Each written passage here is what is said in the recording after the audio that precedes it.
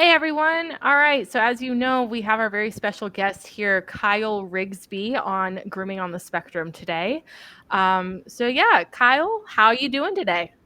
I'm doing really well. Thank you for having me. Of course. A little bit about myself for those who don't know me. I'm Kyle. I've Hi. been grooming for almost 13 years this year in Nice. October, I want to say. That's my Um, anniversary month too. I have owned a salon for almost 6 years out of those 13 Oh years. wow. Nice. Yeah, well, let me rephrase it, owned a business. I started off house call That's and then right. I've owned a Okay. salon for like the last 3-ish years. Nice. Nice.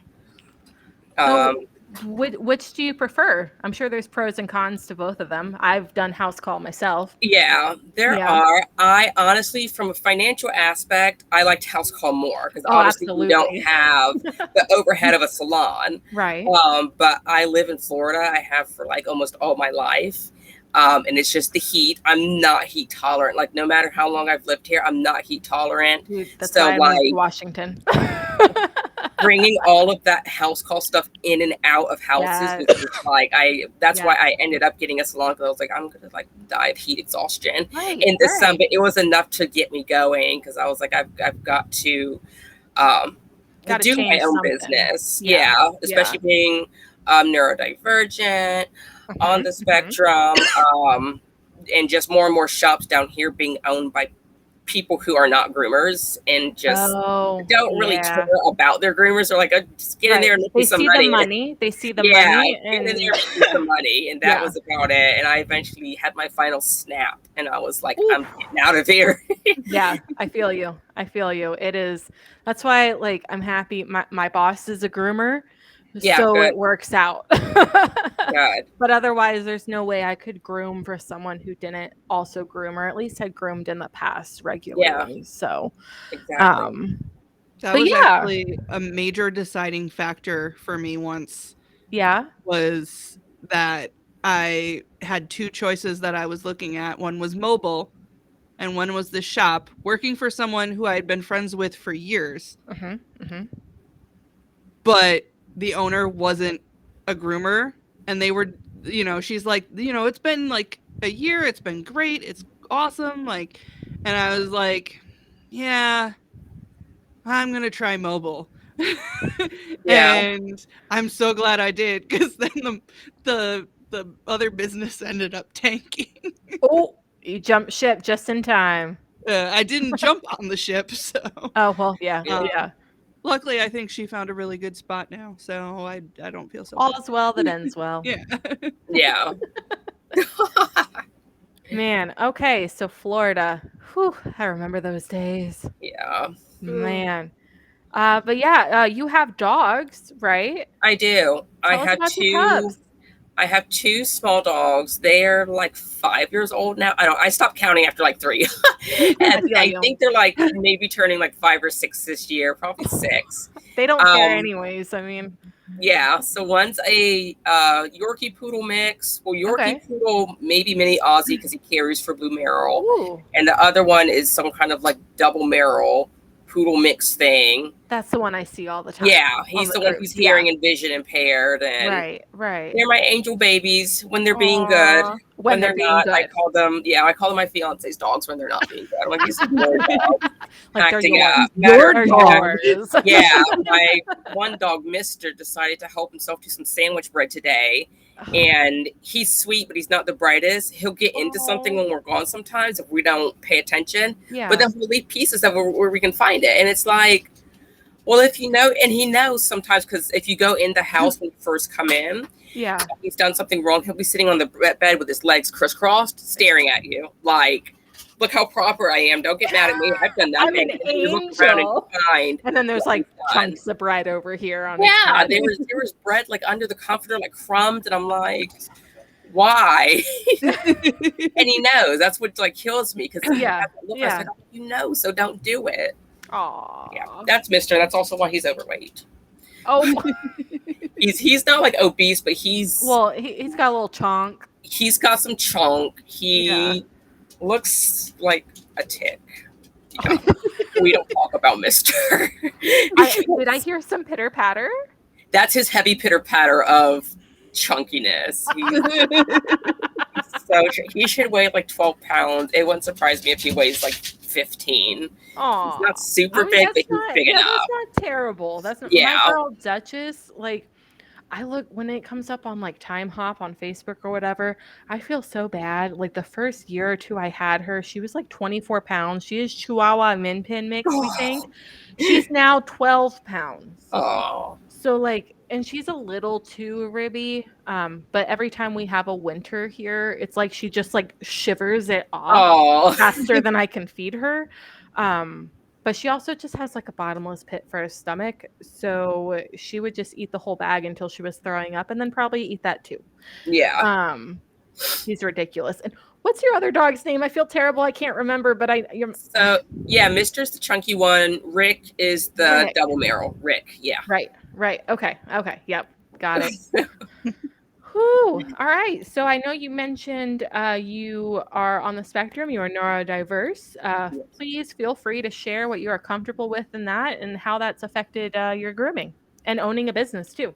Sure. So I don't honestly know a lot about where I am on the spectrum just because I haven't fully dived into it. Number one, because those things are expensive in Florida. Everything's in Florida expensive. So it's like I just know mainly from just interactions with my friends, interactions with my friends who are also autistic that I'm like, I know I'm on the spectrum somewhere. Where? Not 100% sure, but I'm like, I know enough to know that like owning a business is because I'm on the spectrum. It's because I'm like, I don't work with the normal like PetSmart, Petco, get 100 dogs done in a day. Like that freaks me out. That panics me, knowing that I've got so many dogs coming in. I like doing like 3 to 5 dogs in a day. That's all I need to do to make profit with the prices that I have. Do you do one-on-one?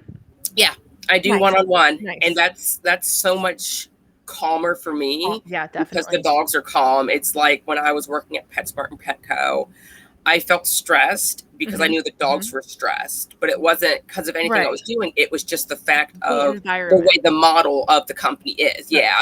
Get a dog in, get it showered, get it towel dried, and most of the way blow dried, throw it in the kennel dryer. And work on the next dog. And it was just like, that's so stressful to me that I was just like, I can't anymore.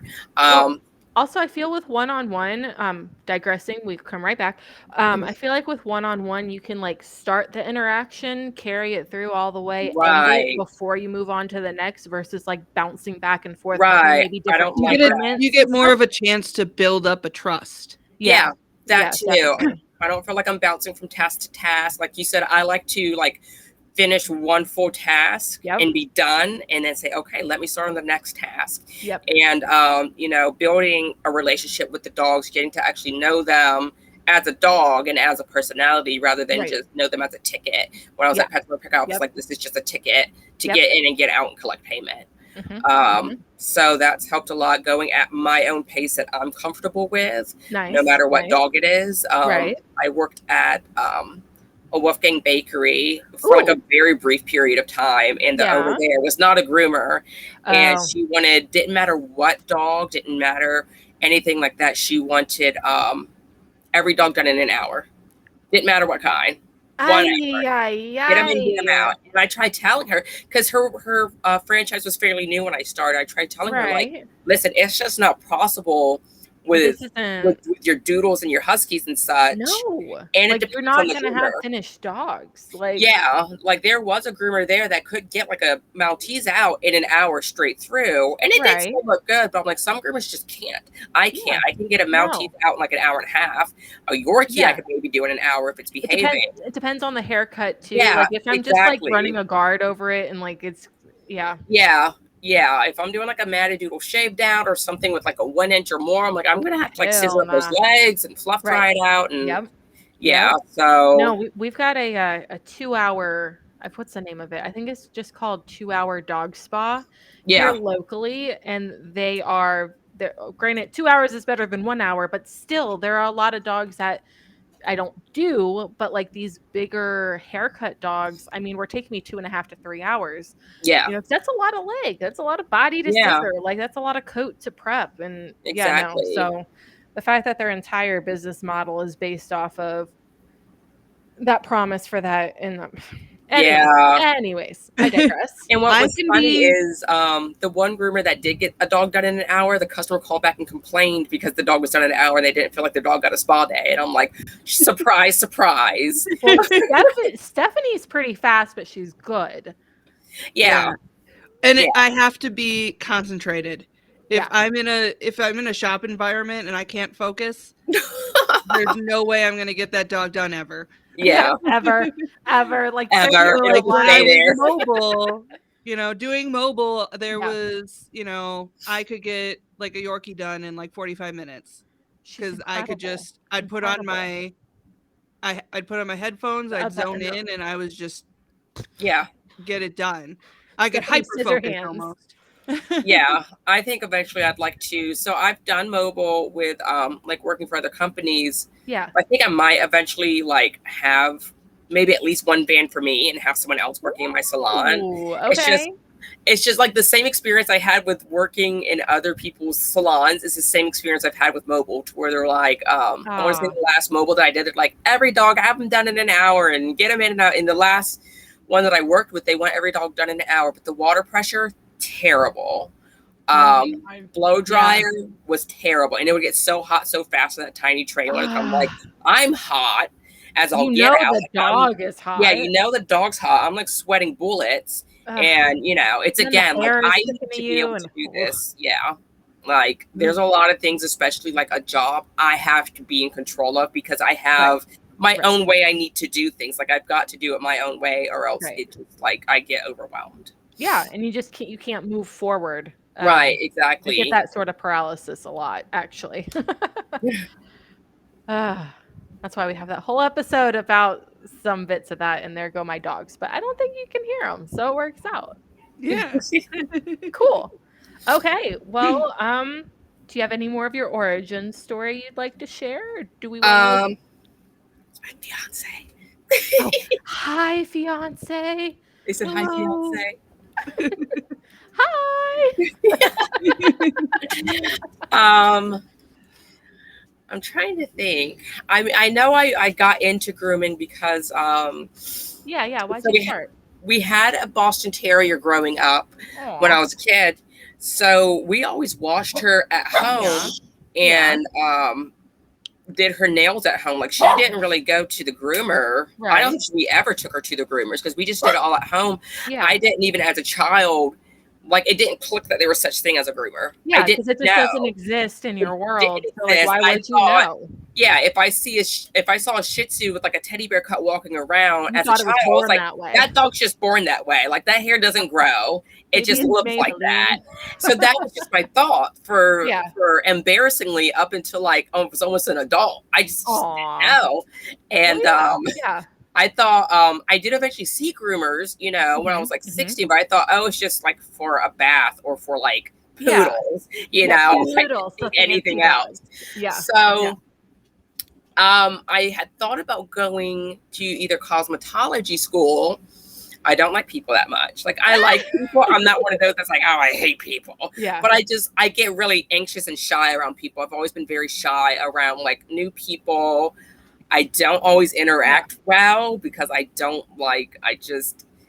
can be weird, but in a good way, but I don't know who I can be weird around. So when I meet someone new, I'm like, it's hard to tell. In my shell. So I was like, I don't think I want to be a hairstylist because I can't carry out a lot of new conversation with a person that long. So then I also thought I want to be a vet, but then I started hearing about vets that like, if people say, hey, put my dog down for whatever reason, sometimes they just have to. And it's like, I don't want to do that because I have a mouth on me and I would tell somebody as it is if they're saying they want to put down their dog that doesn't have an issue just because they don't want to deal with it. Right. So then I was watching TV and I saw an advertisement for a school up in New York. Oh. For dog grooming. And so you were in Florida at the time still, right? What was that? You've been in Florida your whole life, so you saw. Yeah. Okay. Yeah, so I ended up not going to that school just because it was only in New York. But I looked up like colleges near me, online colleges, and at the time they had animal behavior college. Ooh. So I actually went through the animal behavior college program. They're based out in California, but they send you all your book work and all your tools and your book work you do online. And then they find a salon local to you for you to do your hands-on training. I will say you only have to do 100 hours of hands-on training, which was like nothing. That includes learning how to bathe. Yeah, that was nothing. Then they graduate you, and anything outside of there, I've just learned through mentoring myself and from other groomers.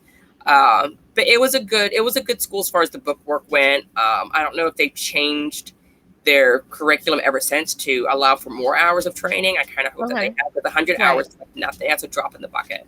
No, that's not enough. Well, thank you for telling us about how you've gotten here. I feel like a lot of us did have that vet, start. Like I wanted to be a veterinarian. And I don't know what age it was where I finally realized that, like, oh, I'm not going to be able to save them all. Like there's going to be a lot of tragic moments. And I was like, you know what? I am not emotionally capable of that. And I'm still not. No, me neither. So it is still really hard, because we'll see neglected dogs and stuff like that. But I feel like in comparison, I mean, like, it's hard anyways, but like I could not have bared losing animals like that. So on that thrilling note, kind of funny because I totally am like, my biggest thing with that was that I had to go to school. Well, that is a lot of school. Like I didn't do well in school, so like neither. Yeah, like I wanted to be a vet. And I told my counselor, and he's like, you have to go through like 9 years of school for that. Yeah. And I'm like, well, shit. He's like, you'll never make it through that much school. And I'm like, well, fuck you. But you're right. But you're right. Fuck off.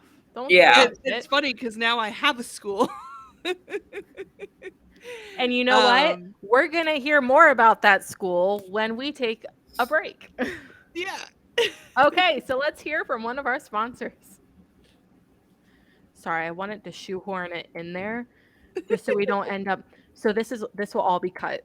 I don't want, like, when we were doing Marky's episode, we were literally like, what do we talk about next? What do we talk about next? We need to fill the time. Yeah. And like the last sections were just so short, so I'm trying to keep that from happening again. Okay. So this next segment, do you have more about neurodiversity you want to talk about? Do you deal with like anxiety or depression or anything like that? I deal with like anxiety and depression. Like I was like all the time. It's honestly, truth be gotten so much better since I've opened my own business. Okay, let's talk about that. Yeah. Are you ready to come back? Yeah. Okay. All right. You ready, Stephanie? Yep. Okay. All right. And we're back. So Kyle, go ahead and tell us a little bit more about your struggles with neurodiversity and some other things that you deal with on a day-to-day basis. So I know that owning a salon has helped a lot with like my own anxieties and depression. Okay. Yeah. That I used to have really bad, especially working for other places, especially, oh my God, the last place that I worked at before, like just jumping into the deep end and opening my own business. Yeah. Like my anxiety was so bad before I opened my own business at the last corporate place that I was at that I'm pretty sure I suffered from a miniature heart attack. Like not even lying, because oh my God. My chest, I just remember like that last like week or two, my chest was literally in so much pain. And when I would breathe, it would hurt. So like literally right in my heart. And like my ring finger kept going numb. Like I wasn't like getting proper. I think this is connected to like your artery in your heart. Yeah. Your ring finger goes to your heart.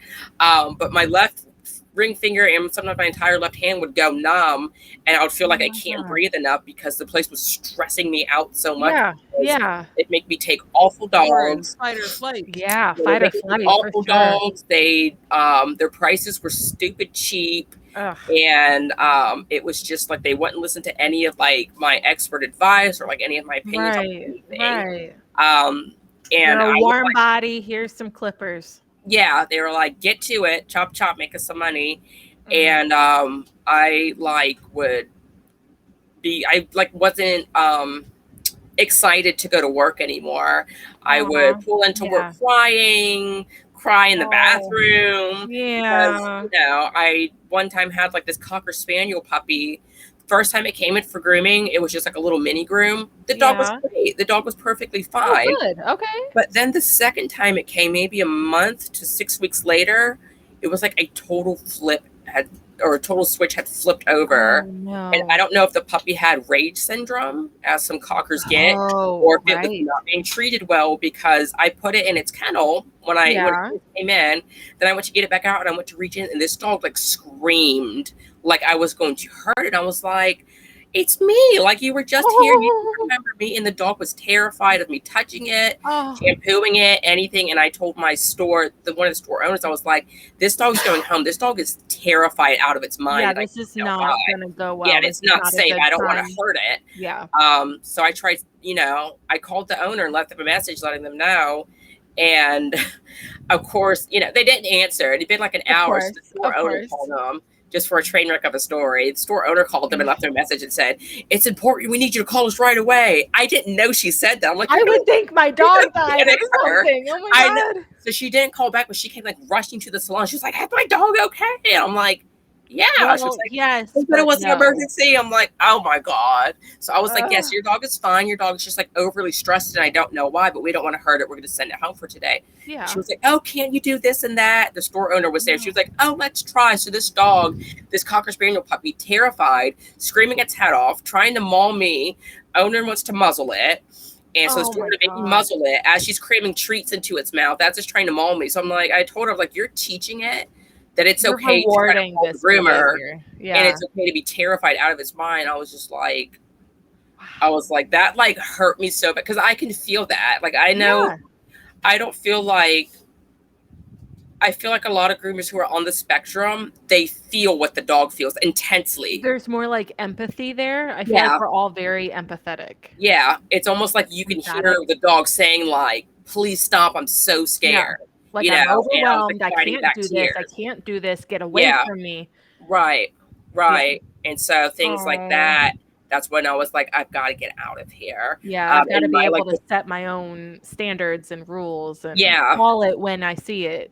Right, exactly. And I remember my like depression and anxiety meds that I was taking at the time. Yeah. I got boosted up. My dosage got boosted up like 3 times the amount that I started off with. Oh my and God. I was still having issues. And I was like, listen, I got to get out of here. Yeah, because I can't. There's only so high I can go. I'm not trying to be comatose here. Like, so I got out of there and did my own business. And I don't even. With like the cutest name and logo, I must say. Who, mine? I'm obsessed with Retro Mite. Oh, thank you. Anyway, so I like don't even have to take my meds anymore, because I like don't deal with that. Like, I'll get an occasional sadness, but everybody does. But as far as like being like medicated all the time, I don't need it anymore. But yeah, thank you for saying about my logo. I think it's cute too. Yes. Oh, I love it. I love it. I only just saw it start popping back up as Retro Mite, and I was like, Retro Mite. I think it's cute. So yeah. Anywho's, side note, like funny little piece of information. Yes.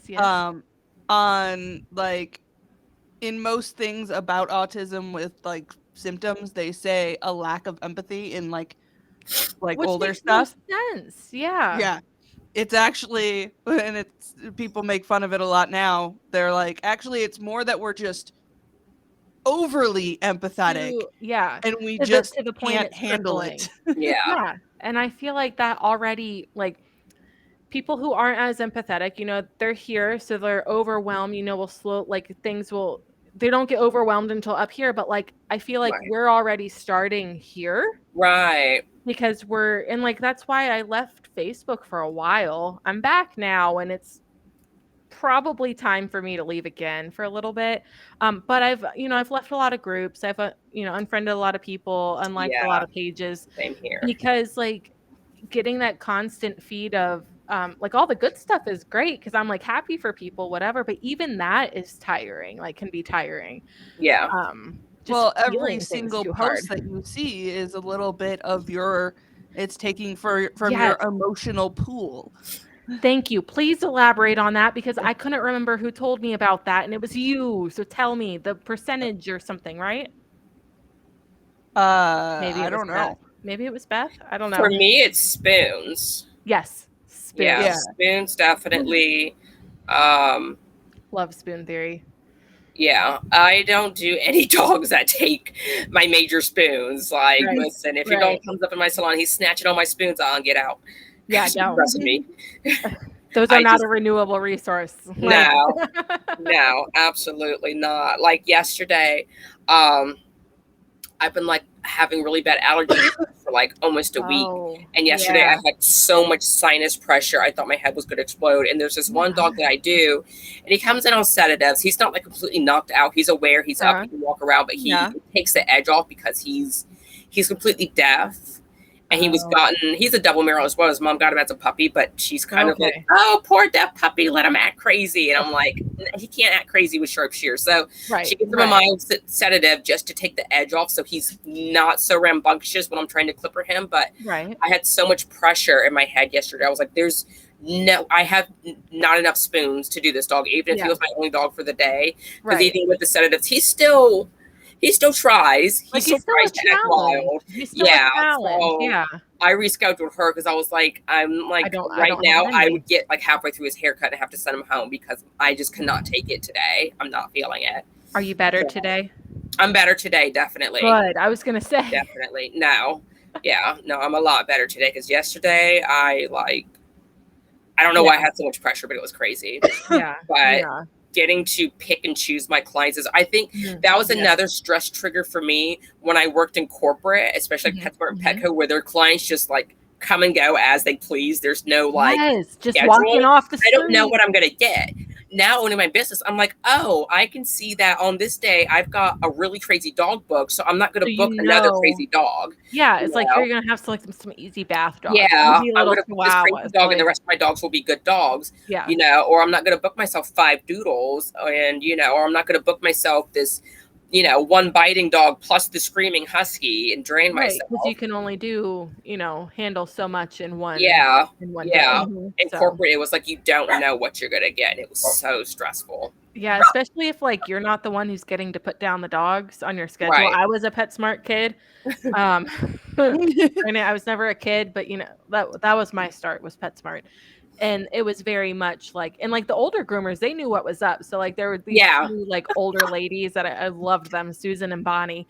And they would literally like write in a fake dog in the last one and be like, I guess they no-showed. That's smart though. Listen, that's the shiesty thing I would do, especially during the Christmas rush. Oh, I'm already booked. Don't book me now. I guess they didn't show up. Listen, you gotta do what you gotta do in corporate.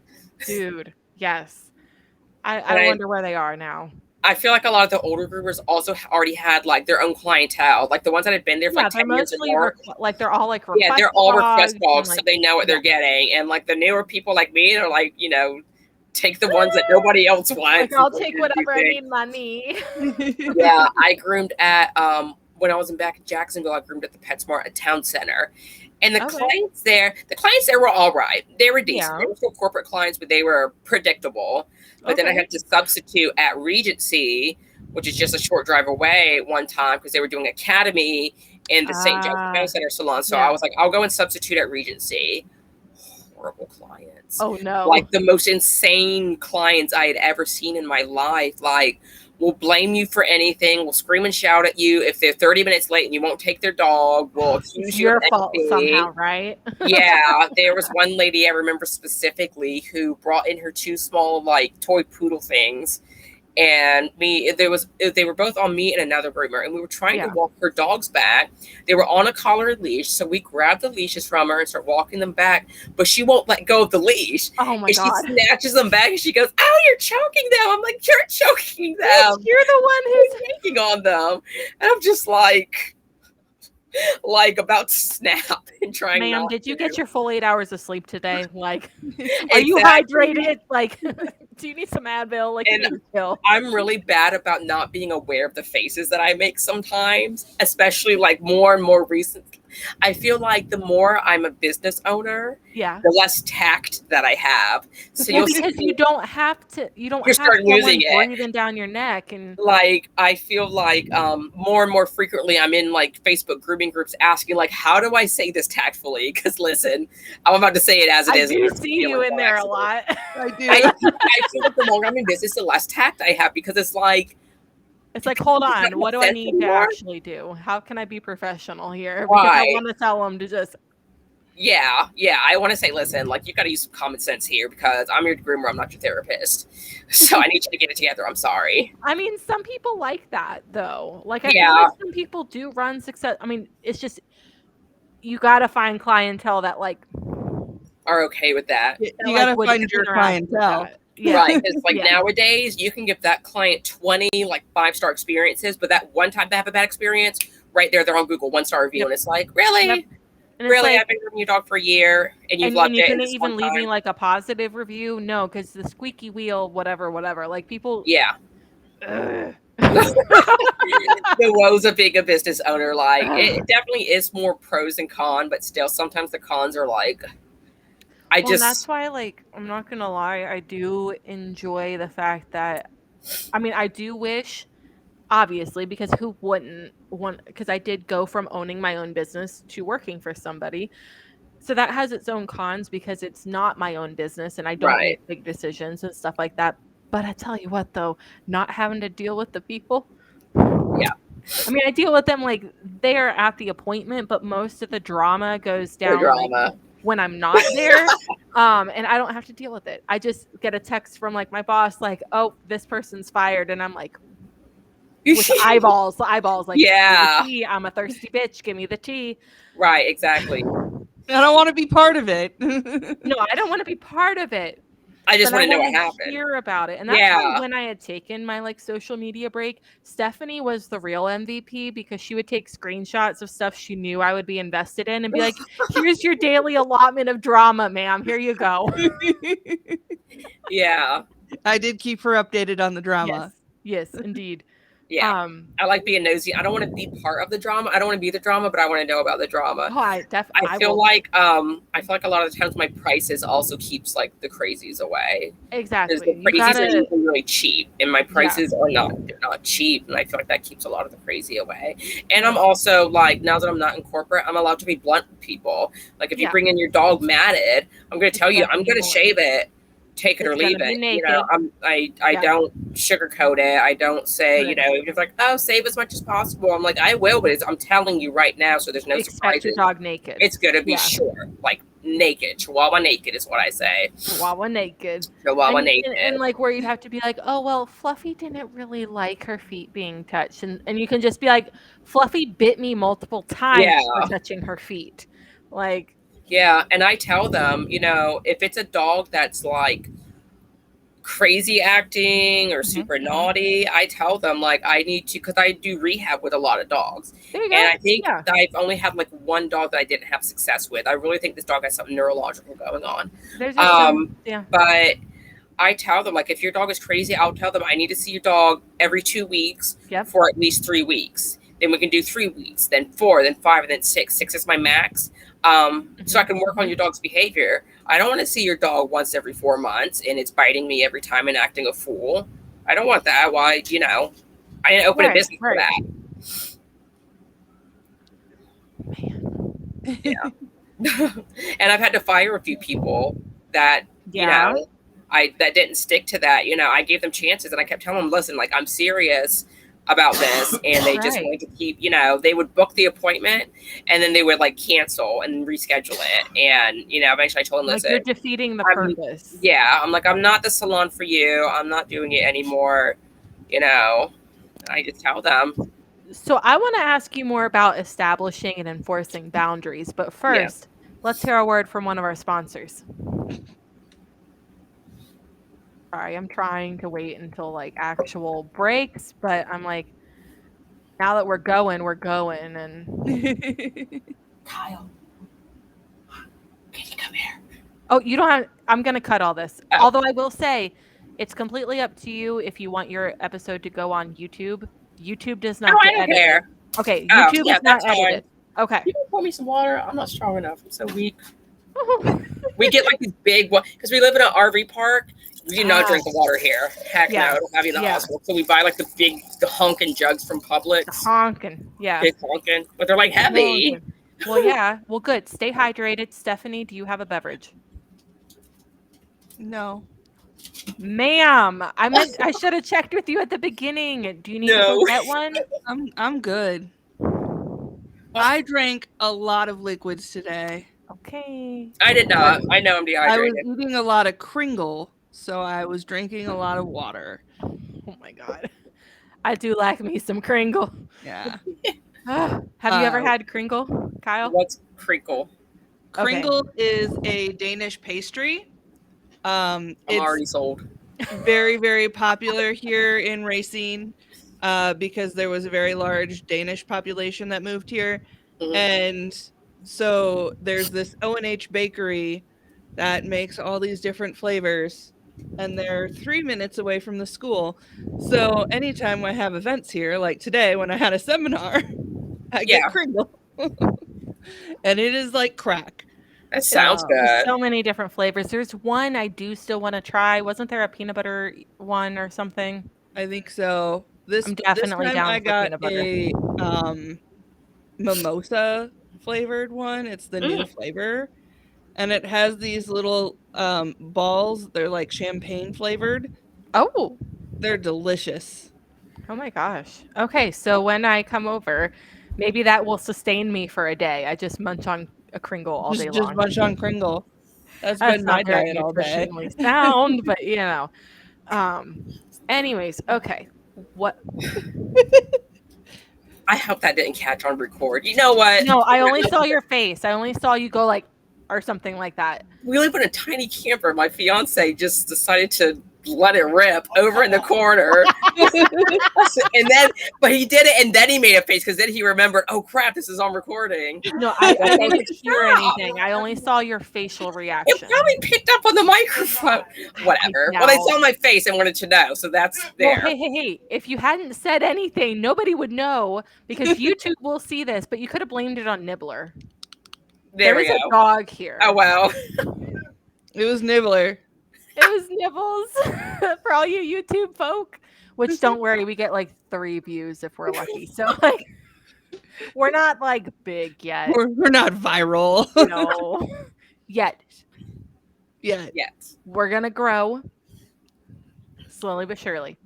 Okay, what do we want to talk about? Do we have an idea for this next segment? We have 2 more segments. We just said something that we wanted to talk about. Oh, yeah. So I was also in an accident like a year ago. So I have like neurological issues with my memory.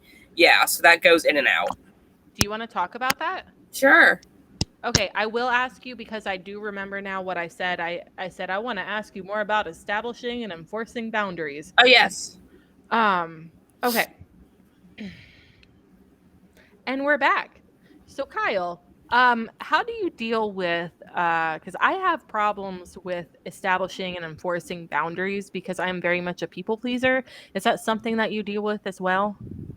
Yeah. So when I first started doing house call, like I definitely let people like kind of walk all over me. Yeah. Especially during like that first month. Right. People that just like would, like I needed people to confirm their appointments before I drive all the way out to their house. Like I would need them to say, confirm or cancel.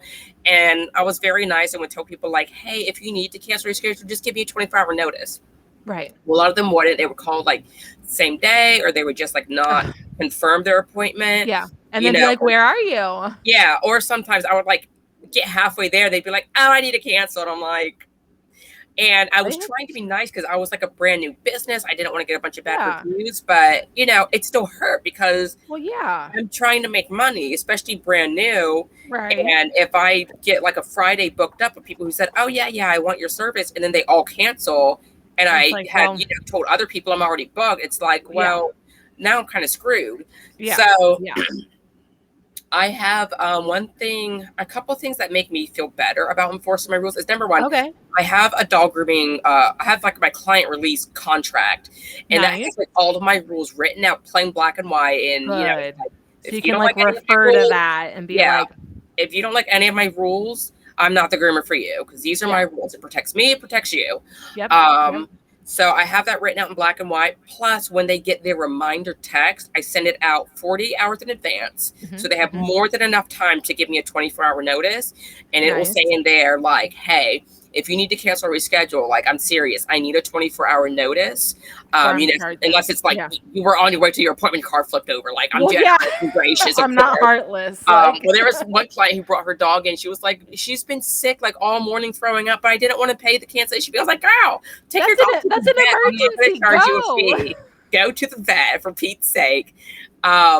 That's more like for people who just don't. I'm gonna go to the park instead or something. Excuse me. Yeah, so I have that in my reminder text that says, I need a 24-hour notice. If your dog has fleas, do not bring them here because I don't want your flea-ridden dog. Get them on flea med. And my pickup message says, hey, you need to be here in 30 minutes to pick up because I'm not a daycare. If you're not here in 30 minutes, I'm going to charge you a daycare fee. I really don't. Being one-on-one, I don't want. Well, you don't want them there. I don't want to dogs in my salon. And I'm having to babysit and make sure dogs aren't fighting and making sure, I don't want to run over to break up a dog fight and there's a dog on my table and the dog falls off the table and it's chaos. I was like, no, I want to get dogs in and out, quickly. So that really helped me to not feel so guilty knowing that, hey, it's written out black and white. You read it. You have it to refer back to. You're an adult. This is just how it is, Yeah, absolutely. I will sometimes be gracious if it's their first no-show. I will give them a warning and remind them, hey, you signed this. Here's what it is, just so you know. Because sometimes people will I usually just sign things and don't read. Unless it's like something that I'm paying for because then I want to know about interest and all that stuff. But most things I just sign right away. Sure. Yeah, sure, whatever. I hate firstborn. Yep. Okay. Most people's contracts are written to where I'm like, I don't even know what you're talking about. So just sure, whatever. Yeah. So I'll give them a warning, but I just had to get to the point to where I'm like, listen, most of my clients are old enough to be my parents, if not my grandparents. They've got the maturity to read and understand and, et cetera. And I give them a reminder text 2 days in advance. So that's more than enough generous time for them to let me know what's up. Because they're not working for 24 hours. So I can't blame it on that. But no. I was the same way with house call. I required, you had to confirm. You had to confirm. I think I did 7. I can't even remember. It's not even been that long, but I want to say I did 72 hours. I sent it 3. That is the right math, right? Close enough. I think so. Whatever. I don't know. I'm bad at math. That's why I'm a dog groomer. 72. That's right. So 3 days in advance at 9:00 in the morning. So it wouldn't be to a T. And I'd be like, you have until 8:00 this evening to confirm. Otherwise, I'm canceling your appointment. Yeah. Sort of thing. And it took a long time to get to that point. And I only had to double check. If I really needed the money and I knew it was a good client kind of thing, I the next morning I would just copy and paste, resend again. So it looked like an auto message or whatever. Yeah. And then they'd be like, oh my God, I'm so sorry. Yes. And I'm like, okay. But yeah. So that's good. I'm, at least right now, I really don't have to worry about establishing and enforcing boundaries, at least when it comes to clients. Yeah. I do have to do that when it's for my own personal situation with work and all that, but I'm getting better. Working on it. Yeah. And having to understand that it's easier to, at least from what I've seen from other people, it's easier just to keep clients. Your clients are your clients. They're not always your friend. You can be friendly with your clients. Your clients can be friendly with you. But I've seen so many people get burned because they tried to be friends with their clients, and their clients oh, we're friends now, so do me all these favors. It doesn't matter. I don't need to treat you like a professional anymore. Right. And I can talk you down on price and such. And I've had some clients try to be my friend. I had no joke. I had one that I only groomed this person's dog once. Yeah. And it had been 8 months since I'd seen their dog. And they just reached out and they were like, hey, Kyle, I know this is random, but is there any way I can borrow $20? And I'm like, I don't even know you. What? I groomed your dog once, like 8 months ago. I don't even know you. Oh my God. I just told him, oh, sorry, I don't have the finances right now. And like the lion, the witch, and the audacity of this. Yeah. Bitch. Like, exactly. I was like, I would never think to contact my hairstylist or anything. Like, ask to borrow money. I mean, I know people don't put us on the same level of doctors, but I'm just imagining like calling up my gastro and being like, hey, doc, you got $20 I can borrow? Like, how crazy. So I think our gastros owe us the money. Yeah, that's true. That's a good point. That's a good point. Oh, I gotta figure all that out. I gotta figure out insurance. I'm not looking forward to that. Dealing with health insurance. I've got to figure out like private, like not through a job, like public, private. I don't know what it's called, but like not through a job. Yeah. Just that whatever that one is. I got to figure that out. Yeah. I used to be on my grandpa's policy until I was like 23, and then I think I got. I think 23 was like the max that I was allowed to be on it. And then I tried to like call that insurance company and be like, hey, this is the policy my grandpa had. I want that because it's really good. Yeah. And they were like, oh, it would cost you like $400 a month. And I'm like, $400 a month. I was like, I could just save that because I hardly ever go to the doctor. Right. I was like, so I could just keep that for me every month and save that myself and just use it as needed. Exactly. And I would still have money left over. Yeah. They're like, oh, well, what about an emergency? I was like, you know what? Leave me alone. I'll deal with it when I get to that. I know. Yeah. I'll deal with it when it's an emergency. But no, my gastro has That's like, for future Stephanie. Yeah, I'll deal with that later. Later. Not a today problem. But no, my gastro has told me, did not mince words and was just like, you have to have insurance. Like with Crohn's, like, you really shouldn't not have insurance because if you have to have surgery, like whatever, like it's going to be bad. And I'm like, I don't know, it's ridiculous with Joe's job. Like for just him, it's like $200 a month or something just to add me. And not just because it's me, like just to add a spouse jumps it to like $750 or $800 or something ridiculous. Yeah.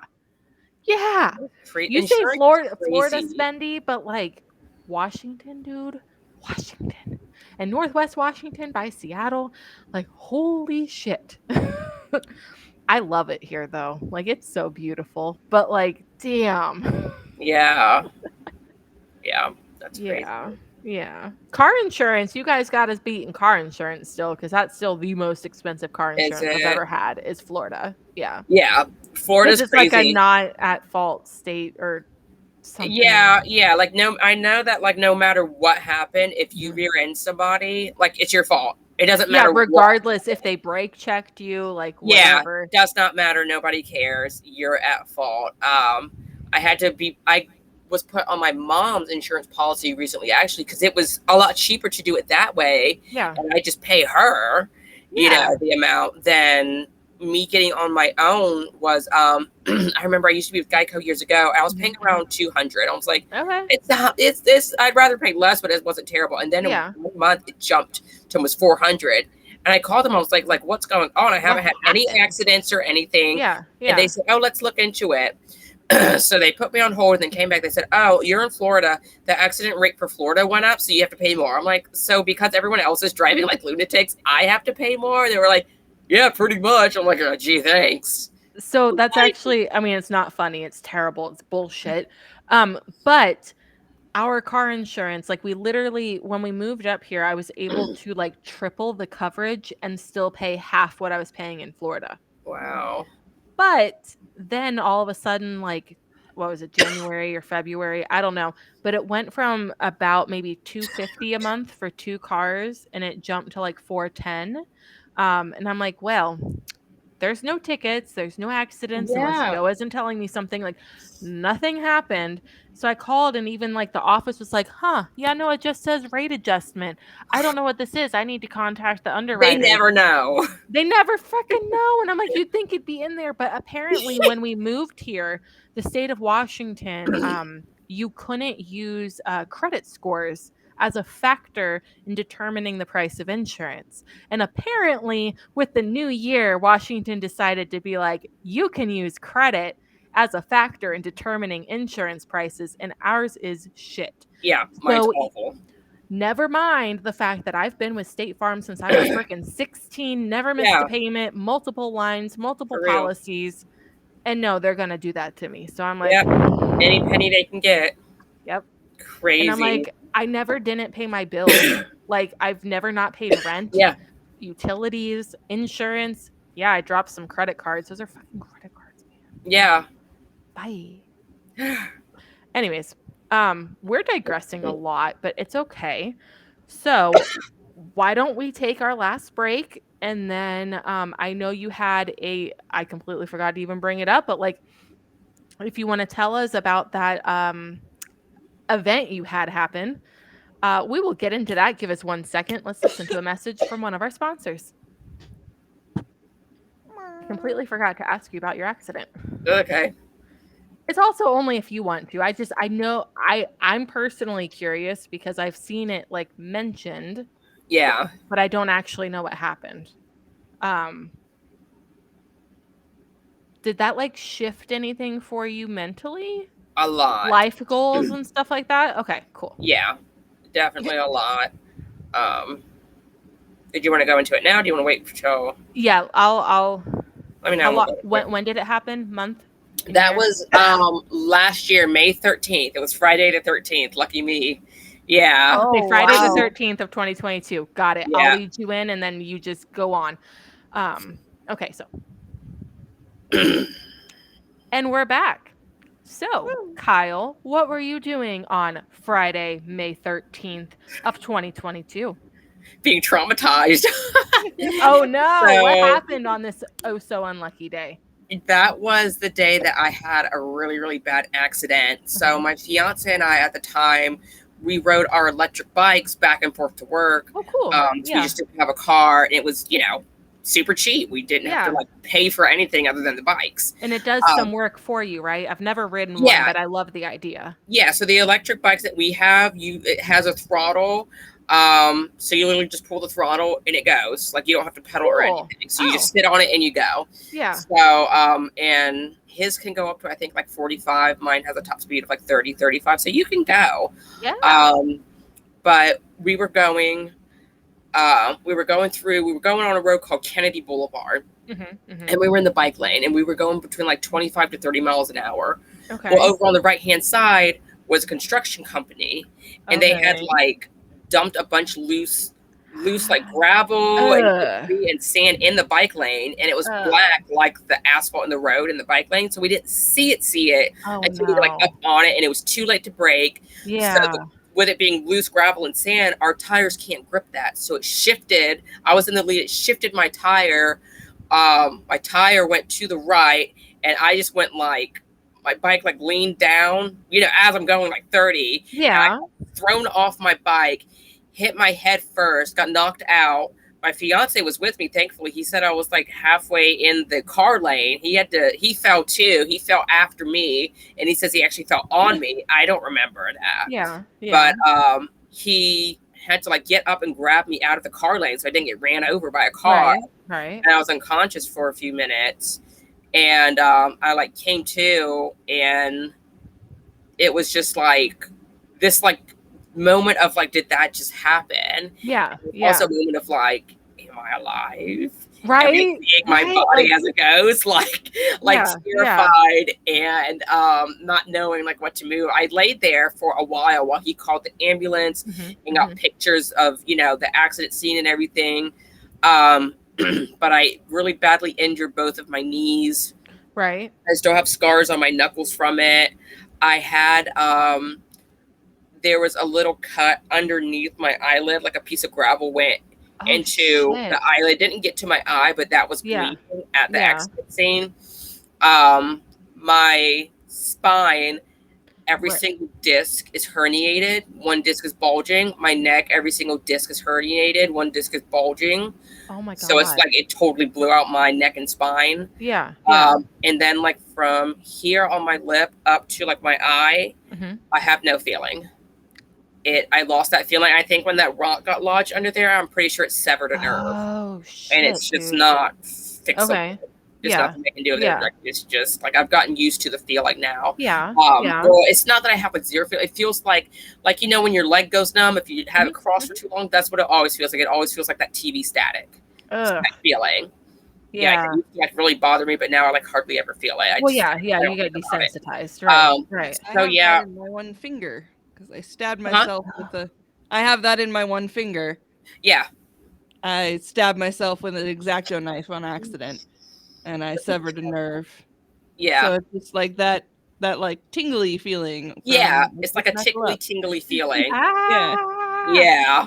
It definitely drove me bonkers at first because so when it first happened, you know, I was transported to the ER like right then and there because I was like, there's no way I don't have damages. There's no way. Because when I hit, the last thing I remember before I blacked out and came back to was I remember going down and I remember under my breath just saying, shit. Because I knew there's like no saving this. So I said, shit. And I heard what sounded like a professional baseball player like cracking a home run baseball right in my ear. That was the sound of my helmet hitting the ground. That's how loud it was. Like it was the loudest. I'm so glad you're wearing a helmet, dude. Yeah, I always do because there's wear a helmet, folks.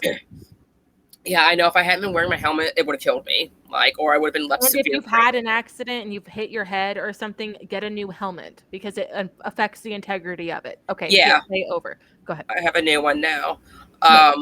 But that happened, and it's been like an ongoing process. I have an attorney and everything, and I've gotten all kinds of imaging of my skull, my brain, MRIs, like my whole body.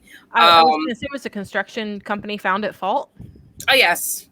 We've got pictures. Okay. So they already said that was already sent over to insurance, and they said that they want to. I believe they said they wanted to settle. Now it's the process of going through seeing.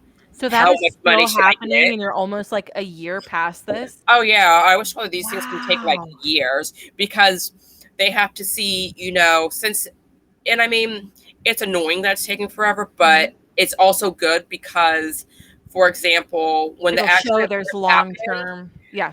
When the accident first happened, my back and my neck were sore, but I didn't feel too bad. But then as it went along, that's when the damages start showing up. You know, the months following, that's when you start noticing, like, my back and neck are killing me. My knees hurt. I'm having memory issues now. Right. You know, things like that. So they want to give it time to see, like, how much damage is really there. Right. So getting back into grooming from the accident. How did you do that? How much time did you take off? Oh my gosh. I had to take off like at least like 3 to 4 days. Okay. I'm sitting here thinking months. Damn. Like, honestly, I probably should have taken off months, but I didn't have the money. Like, that's another thing. Being a business owner is just like, you gotta hop back to it.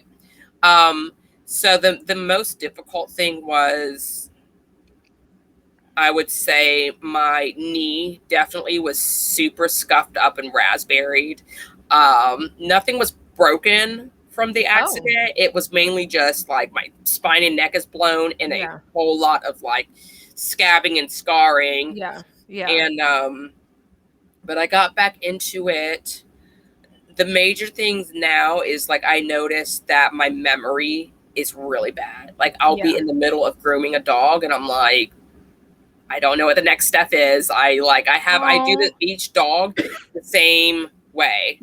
Same way. And so like I did a dog the other day and I completely forgot to do his nails and paw pads. I saw it before I sent it out, thankfully, but I was like, how did I forget? How did I miss that? Yeah. And you do like a laminated sheet of like a check. I have that at school. Yeah. She's got that at school.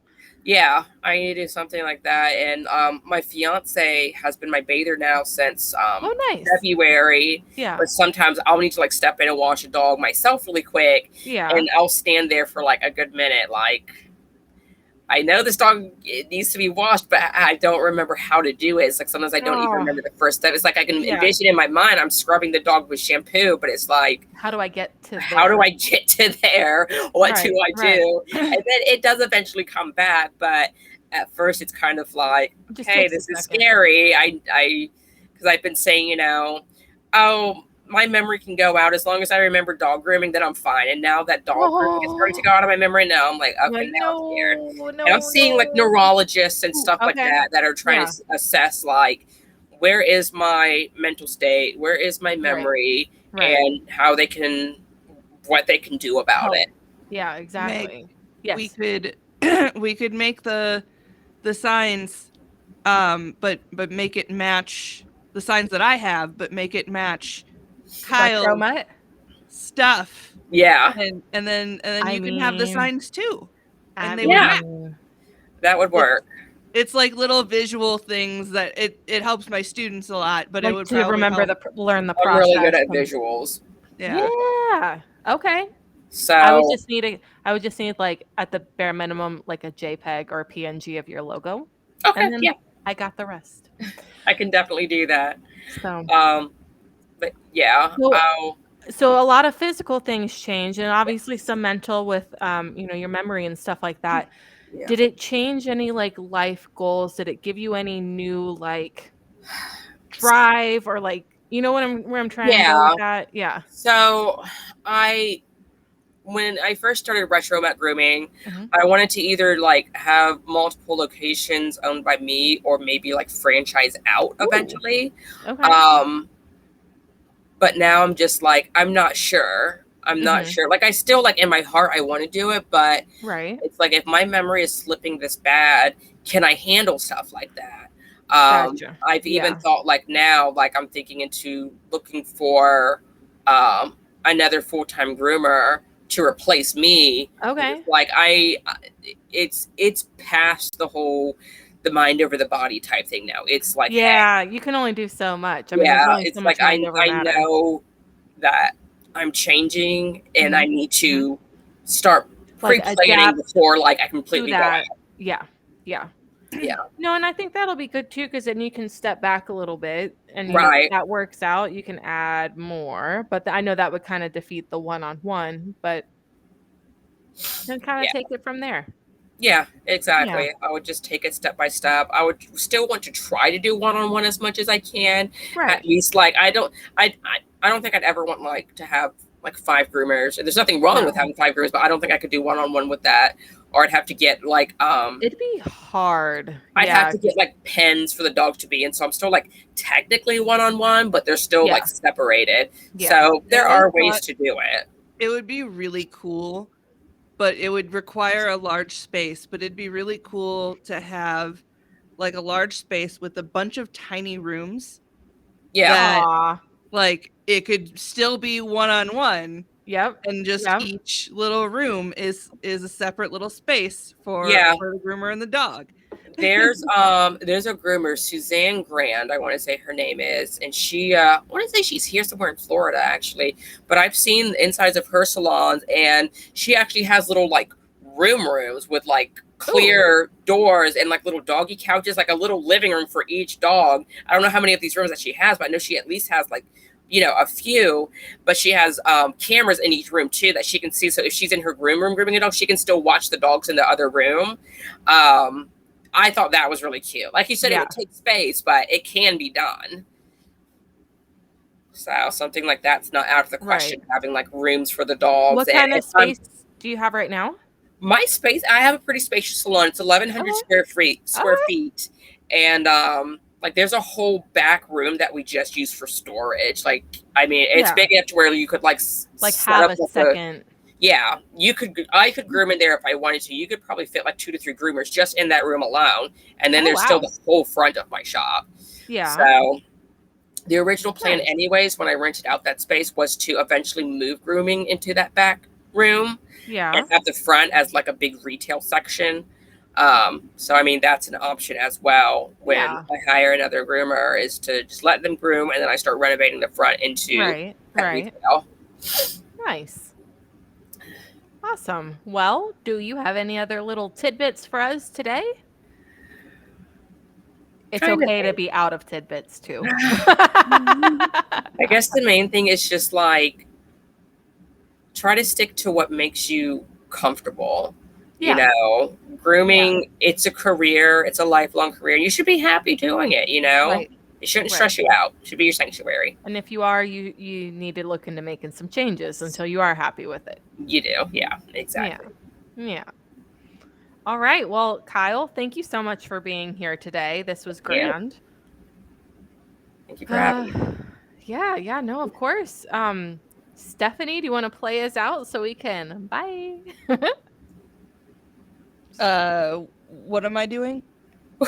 Just the sentence that you do, the mantra, the mantra or whatever. Just have the day you deserve. Yep. And thank you for existing. Bye.